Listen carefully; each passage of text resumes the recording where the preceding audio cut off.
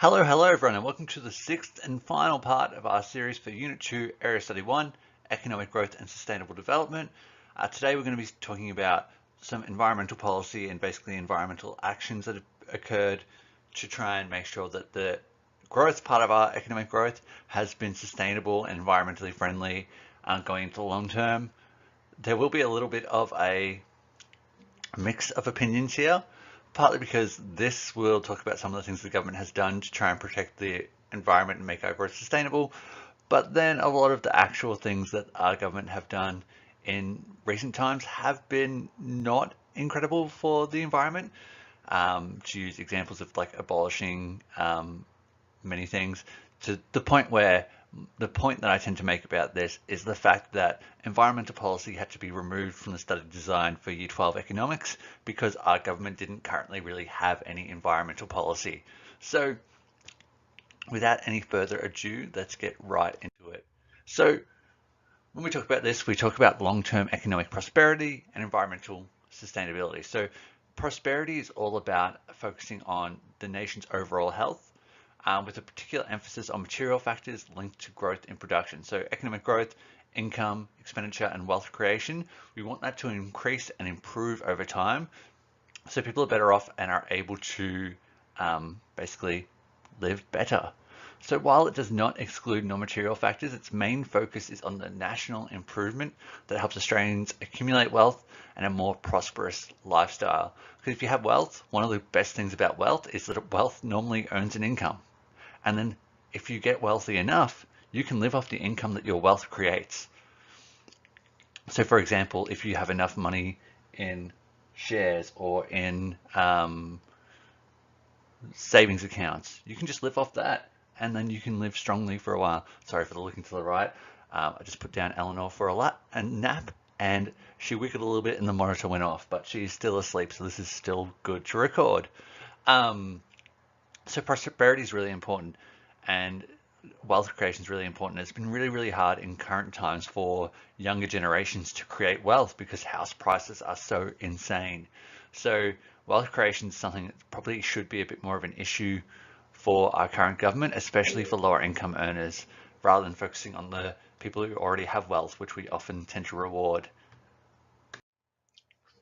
So environmental sustainability is all about preserving our natural environment into the future by ensuring that current practices do not destroy our natural resources.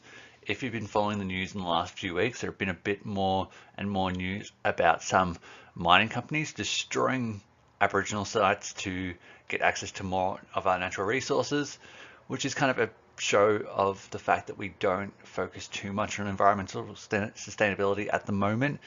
But it is something that's very, very important because if we use all our resources now or destroy the natural resources that we have, future generations aren't going to have anything that they can actually use to produce and prosper with. So there's a massive trade-off between economic growth and environmental sustainability. Any large-scale projects that we go through in the economy, basically the easiest way to go about growing quicker is to basically just use all of our resources in a way that's going to damage the environment, but we cannot actually do that because that's very short-sighted. The trade-off is that you might grow exponentially now, but in the future you'll be stuffed. So it's because of this that large-scale projects that have the potential to encroach on the natural environment or deplete our resources have to go through environmental impact studies. And so there's examples with this where sometimes with like companies that make timber, they have plans put in place where when they're logging certain areas, they go in like a cycle. So like by the time they get back to the original spot, they've gone far enough around that that original spot has regrown before they harvest it again. And this way that it's sustainable and keeps replenishing itself over time. So there are some environmental costs with economic growth. So there's increased damage from natural disasters, from climate change.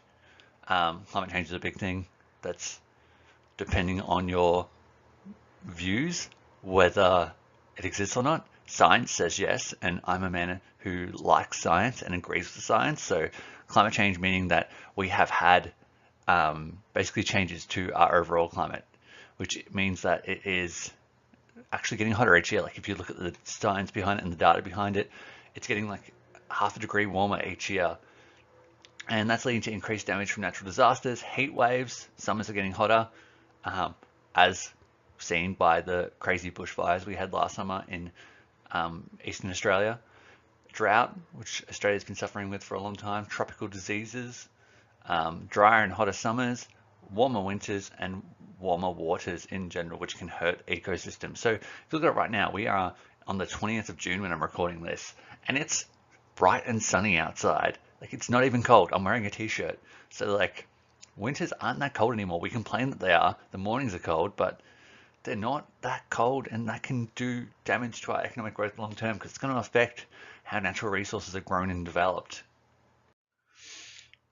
So there are some other environmental costs of our economic growth. The first one's pretty obvious: depletion of our natural resources.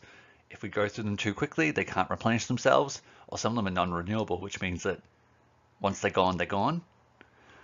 And if we run out of natural resources, we can't develop any further. Deterioration of our common access resources. Common access resources are basically any resources that anyone can freely access.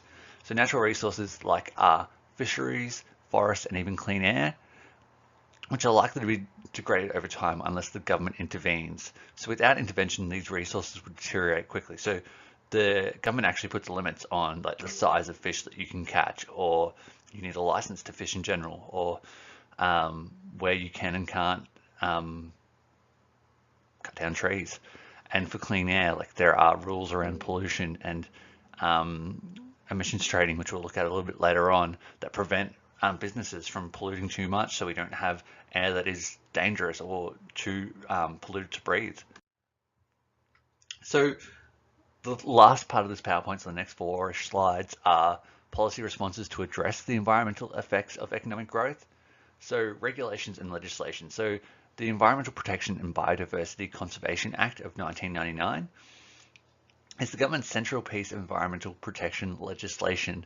And within this act, it forces developers to consider if they would have an impact on a World Heritage Site, nationally threatened animals, or ecological community, or any migratory animals. And so this means that if it's going to damage any of those things, they have to get some significant permissions from the government to be able to still produce or what they're going to be producing, and shouldn't go ahead because we need to protect our environment. Then we have some market-based approaches to preventing environmental damage from economic growth. So offering financial incentives to businesses and consumers who produce or consume in a way that impacts the environment the least.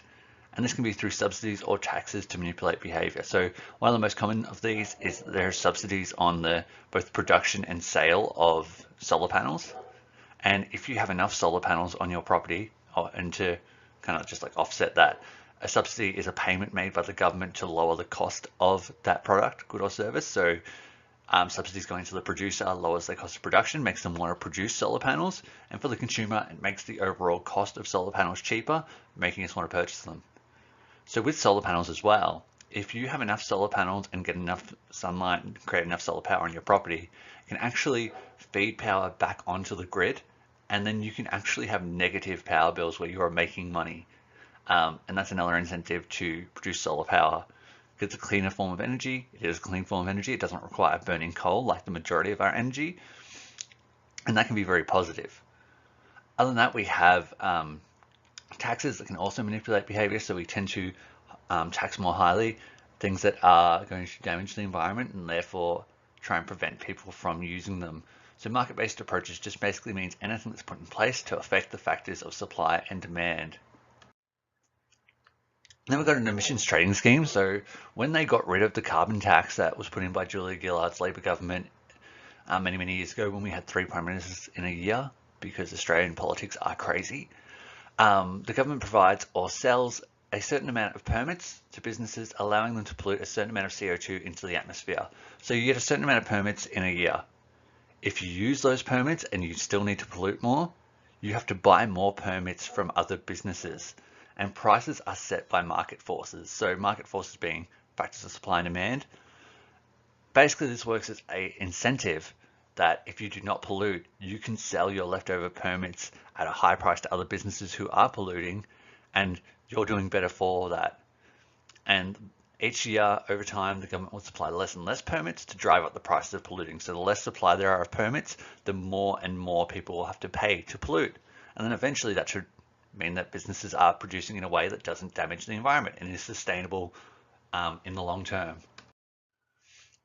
Lastly, we have direct actions, which are anything the government just does themselves.